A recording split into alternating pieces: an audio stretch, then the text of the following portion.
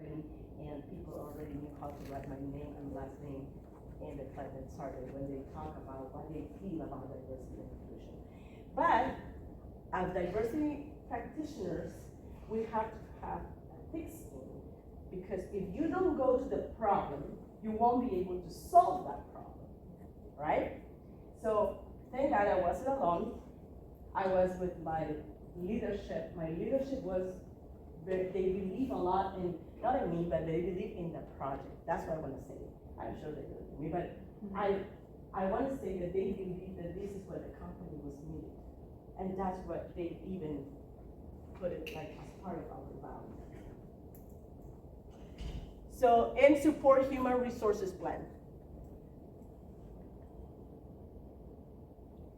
I enjoy this part of the plan a lot, let me tell you. Fostering an inclusive work environment, because we created several initiatives that can help to everybody get to know everybody in their own district, in their own communities.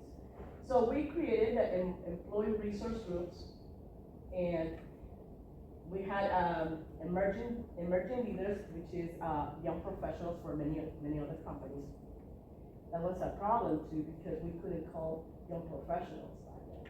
Because what is it? I'm 50 years old, can I be part of the young professionals group? Association of Women in Energy and Association of Women in Nuclear that we don't have up there. Embracing diversity and cultural awareness. This is what we did, because we were working with the different areas, different festivities, different in the date, the calendars that we have to, Hispanic Heritage Month, we have to commemorate, and we have to do it in that way. At the beginning, have to. Now it's more fluent and it's more like easy. When are we celebrating Hispanic Heritage Month after 12 years? Promoting diversity and inclusion through empathy media. We have different tools. So we use those tools to promote anything related to diversity and inclusion. I honestly didn't try to go to controversial things happening in society, because I wanted just to promote DEI back then, and I didn't want my articles to become a blog within the same company, because it's a never-ending thing. So we promote that. We develop an internal communication strategy that supports DEI efforts. That's a partnership with corporate communication, and develop diversity training programs for employees and customers. And this is something when we talk about training, we usually talk about, we directed this training only for the existing employees. But now with this plan, we said, we want new employees now. As soon as they arrive to the company, they have to hear about unconscious bias, microaggressions, respecting our differences, and those are mandatory.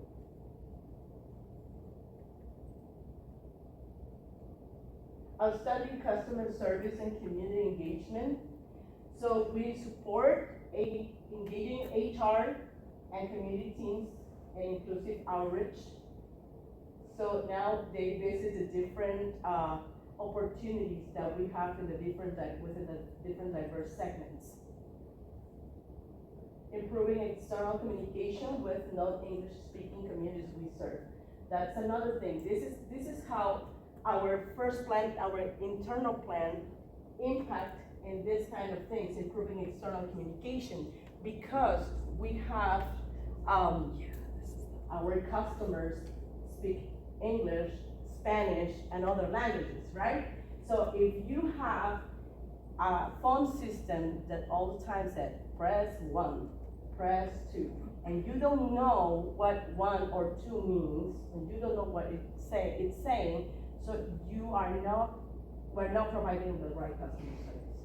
So now, we make sure that every customer can be taken care of through our systems. So we improve external communications with non-English speaking. And of course, media, Spanish media is an opportunity for us. We use, in the past, Mundo Latino newspaper, we use Radio Lobo, we use those kind of media that help us to reach out the community. Providing diversity support to wholesale customers, definitely, as you may know, we have a retail customers, the ones that receive the bill from us directly, and wholesale customers, municipalities and communities that they buy from us. So when one of our wholesale customers asks, I want to approach diverse segments within my community, they can call us and they say, okay, we can help you. Let's do this. Let's strategize to approach your community this way. Partnering with community organizations for an internal and external impact. For example, diversity recruitment, supporting youth standards to promote higher education. This is community engagement. It's very, very important. Not only for DEI, I think for anything that you want to do. Anything that you want to do in your company or your organization, it's very important to have a community engagement. And it's important to bring your HR to those events too. So my job mostly is being in communities we serve and to engage in different things. Now, what's my role at the Nebraska Hispanic Chamber of Commerce? So I always say my real job is Nebraska Public Power District. My real volunteer time is at Nebraska Hispanic Chamber of Commerce. I've been in this organization for 19 years. The organization is celebrating 20 years. I think someone is here from Completely Kids? Mm-hmm. Yes. I work a lot with Rosalba Reyes. Thank you for being a member of the Nebraska Hispanic Chamber of Commerce. Same thing with Inclusive Community. Thanks for being part of our organization. So we have 20 years, we're celebrating 20 years this year, and I've been in the organization for 19 years. So I wasn't present all the time. I was just I was playing different roles. So we serve business owners from urban and rural Nebraska, which means we're working diversity too. Many whom are immigrants, women, or our first generation business owners. So everyone is welcome to the Nebraska Hispanic Chamber of Commerce, definitely. We are, our main thing is to support Latino Hispanic owned businesses, okay? But everyone is welcome. Our companies, our members can be nonprofits that are serving the Latino Hispanic community, or can be large corporations like Logier, Wells Fargo. So we have a variety, a diverse group of members, let's say that. Our initiatives and programs are inclusive, definitely. We try to, we have always in mind what we want to target. English speaking, Spanish speaking. Let's say English people. We have our networking breakfast. The last Friday of each month, we meet with every member, everybody in the community who wants to join. Members don't pay, and no members pay. So it's like any other chamber of commerce.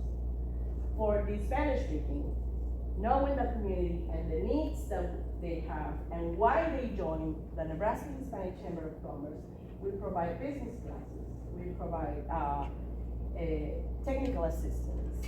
We do it in a way that they can understand the system of the new home for many of them. We help them with grants as well. And our approach is community driven. Again, we have a weekly engagement through the South Omaha Business Association. The SOBA, or the South Omaha Business Association, is a group of individuals, business owners, mostly from South 24th Street corridor. And we meet every week, and we talk about what's going on in the community. We talk about business. We bring different speakers. Mostly our members visit those meetings, and they talk about their organizations and the opportunities they have. And we partner with the Latino Center of the Midlands, great partners, our organization that has more than 50 years of existence. So we have the new group, the Nebraska Hispanic Cleaning Association meetings. It's a new group that they meet right after the SOBA meeting. They meet and they talk about their own industries. And we bring people that they have experience in target-based audiences. business training program outside Omaha in partnership with community organizations and chambers of commerce. Definitely, we know that we are a small chamber with several challenges. Just knowing that serve a specific group and the Hispanic community is a challenge in many aspects because we cannot get resources easily except for our membership, especially right now at this time. It's hard for us, but there's always companies that they want to serve. They have a DEI program that they want to serve the entire community, that they know that this is something that there's a lot of diverse talent that they can recruit for their companies. So we know that. So we outside Omaha, we partner with chambers of commerce. Like we partner with the Columbus area Chamber of Commerce. We have a lot of work with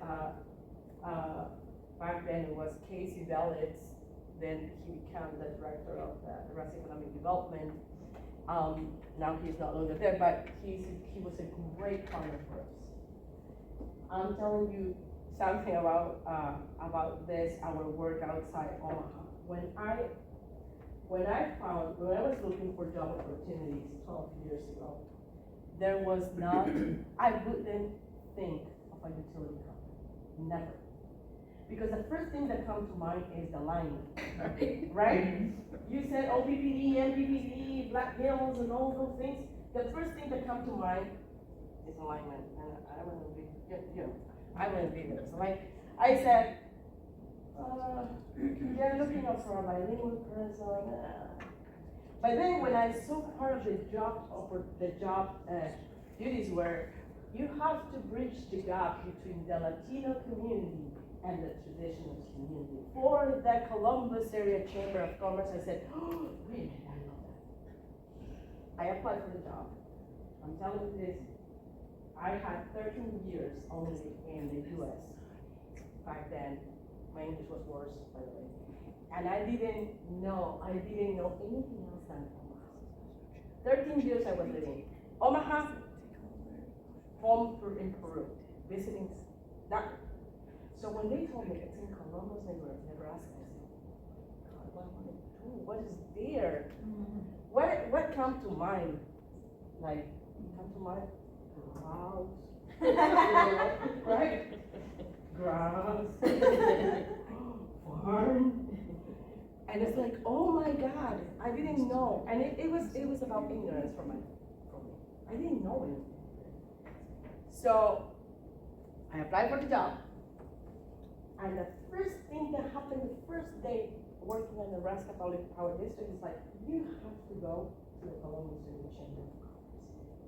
So, okay. So they took me there because I was supposed to bridge the gap between the Latino community and the traditional community, so I didn't know it. So I went there, and they opened the room. I always laugh about that because I talked that to Casey too. Big table, all white men. And I was the only one with woman with strong accent.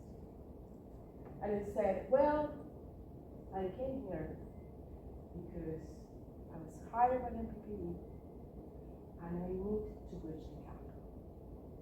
So I sit down and they explained to me what they wanted to do, things like that. And since then, they became the best partners, not only for me, but for the Nebraska Hispanic Chamber of Commerce and Nebraska Public Power District. They sent me to the leadership summit so I can learn about, that smells beautiful, smells money when it's about I learned that. That was a smell for me, but I was excited. And then they sent me to leadership Nebraska. And I learned even more. So that's how I just talk about that Columbus Area Chamber of Commerce because it's the first organization that said, I want to work with you. Since then, we opened with the Nebraska Chamber, and we work with the Norfolk Chamber of Commerce, and we were talking and connecting with other chambers of commerce. We which I believe a lot of chambers of commerce, because I was just telling Kenny that they are the roots of the community. They know what to do and how to connect. So anyways, we partner with the chambers of commerce, and we also partner with organizations, Latino organizations. If we do it with Latino organizations in rural Nebraska, because we know we have something similar, we're serving the same community. So we have the Centro Hispano here in Columbus. Not long ago, we traveled to Scottsbluff and worked with empowered families, a couple of things. I had the opportunity to talk in an event. And then we go to the different organizations. And now we're also part of the Leadership Nebraska. And we're also part of the Nebraska Chamber. So I became a board member. So this is how we got involved and engaged with the Nebraska Hispanic Chamber of Commerce. Definitely, I align many things that I do in my role as a community impact manager, the workforce and community impact manager, with the Nebraska Hispanic Chamber of Commerce.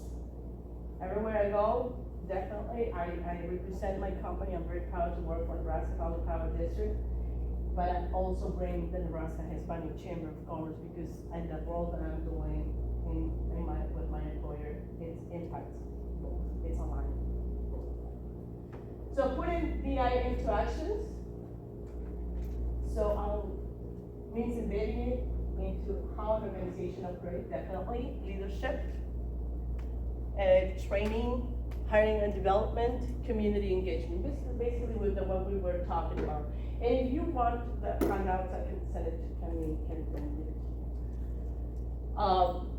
Making inclusion part of a decision making, it's a very important. It is important to, when we want to change something, it is important to have the leadership first. They are the ones that are gonna say, we have to do this for this ABC reasons. Training, make sure it's not just a compliance. Please make sure that it is very important. Sometimes we have to do it because we have to check boxes and stuff like that, but it's very important to pay attention to the training, because I think that doesn't change people's mind in your company, but let them know what it is, the perspective, and what's the value that DEI brings to your organization and your company. Hiring and development, create clear growth pathways for diverse talent. A lot of work with HR, lots of work with HR. Many of them, they just want to continue doing just the same thing. And it's not all of them, but many of them just are already set to work job fairs, career fairs, and tools like that, which are great. But bring that innovation, bring that transformation. Community engagement, invest time, not just sponsorships. Oh yeah, I want to tell you something. This is a very important thing. Community engagement. Sometimes I have companies, especially in my role as the president of the Nebraska Hispanic Chamber of Commerce, I have companies that say, oh, I want to engage the Latino community because I have a bilingual person. So, okay, wait a minute. Yeah, go ahead. But sometimes the bilingual person is not bicultural. Sometimes the bilingual person doesn't know how to speak the language, and is aware of the culture. And with that, if we don't have the right person, and if we don't invest the right time when we want to approach a diverse segment, all efforts wouldn't work. I remember, I think it was 10, 11 years ago probably, I can say now the name because now we laugh about it. But the Amazing Pizza Machine came to Omaha. And I remember I met with that community person, and she said, oh, well, what do you suggest? I want people to come here and blah, blah, blah. So, hey, why don't you use Spanish media? So that's a good idea. And why don't you engage into different events in the community? We have in Omaha lots of events, lots of things that can help us. And she said, you know what? I'm going to start with what you just said. I want to advertise in the Latino community with Latino newspaper. Which one do you recommend? back then we just had that El Perico, okay, in Omaha. So I said, El Perico newspaper, oh, that's a great idea. Next week, I grab El Perico, I then have amazing pizza machine, and everything in English. Everything in English. So I think, I just thought, I think this person didn't get it yet. But it is important when you have to invest in the right person, the right time, the right everything. Another thing that it's come to the experience that we had at the Nebraska Hispanic Chamber of Commerce. Same thing. Companies, I have a bilingual person that can visit your businesses to promote my so-and-so program. Okay, excellent. And then the liaison is complaining. It's like, you know what? They got mad at me because I spent the whole day talking with the businesses. Said, let's talk about it. Because when you approach a traditional business, you go to business and talk like what you have to talk, right? When you talk to a different community, you have to learn. Because when you go to that specific business, you want to talk about your programs and stuff, you have to build trust first, right? You have to let them know, hey, how is everything? How's everything going? What's going on? Easily, I spend a whole day on South 24th Street talking to people. Because you have to invest time, invest money, and not just sponsorships, right? Not just things because.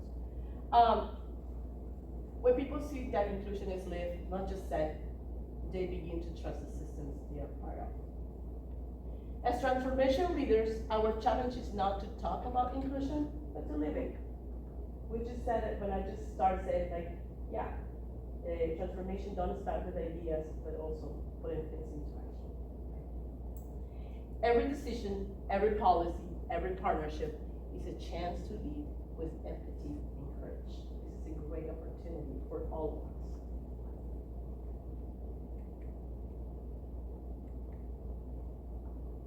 of us. I was doing it. Again, same thing. Any questions? How long have you been in your position? At the Nebraska Public Power District, 12 years. At the Nebraska Hispanic Chamber, 19 years. What has been the most challenging project relative to diversity, equity, and inclusion that you've worked on? Say again? Start this fast. Okay. That was the whole problem, because it is different when you go to the community and you talk. It's difficult when I talk. It's not, this is not a victim thing, huh? Right. This is reality. Okay? It's different. It's different. You listen to a strong accent, a woman first, with a strong accent. And of course, the strong accent is because I'm an immigrant, right? So, whatever I say wouldn't have the value that you could when you talk, right? Because that's how it is, period. Now, I am an attorney in Lima, Peru. I'm a licensed attorney, and I still can go and talk and do things. When I say that, not everybody will live it. Because sometimes a strong accent means I'm full. And again, this is not to be a victim and to say, really, this means sorry for me. No, this is a reality. So I know when I go somewhere, I know where I stand. And I know that I have to double my efforts to validate what I said. What has been the most rewarding about the position that you're in and doing what you do in the community? That now people, without changing their mind, without changing their political views, we can respect, we can trust. You talked about walking in and there was a table full of white men. I've been in that position, can't count how many times. At what point did did you feel comfortable? Because you said you became great partners in it. Yes. So you came in and you said, they brought me here to bridge the gap, kind of sat down, and then they started talking. Do you believe that they were prepped on who was coming and you didn't know that until they started talking and received you in a welcoming manner, or? Well, I don't know if being silent was a welcoming manner to the city. Okay. But when we start to talk about things in not in a confronting manner, Sure. but just say, I think you missed this part of what you're saying without correcting it. I think that was the moment that I gained respect and definitely the leadership has a lot to do because Casey Valens was an amazing partner for me there. And today I can call him a friend, but it was challenging. But when you have someone that says, she is here with us, let's work together. We are not going to agree many times, but let's agree to disagree. And something that he used to say, two things. I don't want philosophy. I want pragmatic things, right? Many people don't take it right. But he knew his target audience. He knew with whom he was talking to. And the other thing he said is that leave everything that you think of what our current society outside. Leave it outside. When it comes to community, something that was shocking to me that I didn't experience that in Omaha is that when I had a project, I came to Casey and said, oh, fantastic, let's talk about it. Okay, let's meet this day. And he wrote, when I came to the room, it's like he wrote like several people. I said, why do you have to do that? I don't want to talk in front of everybody. I just want to talk to you about this project. Yeah, but this project impacts education, and this project impacts this, this project impacts that. And then I learned that that's rural Nebraska, right? Because everyone had to, but it's very, very, I can highlight that in rural Nebraska. Everybody works with everyone, everybody. And that's how it needs to be, you know, it's a great lesson. It was a great lesson. Thank you. Thank you. Well, I know Yesenia has to get on the road. So, thank you so much. So yeah, thanks for, and I was like, I'll make sure I get this back to you. And we'll start.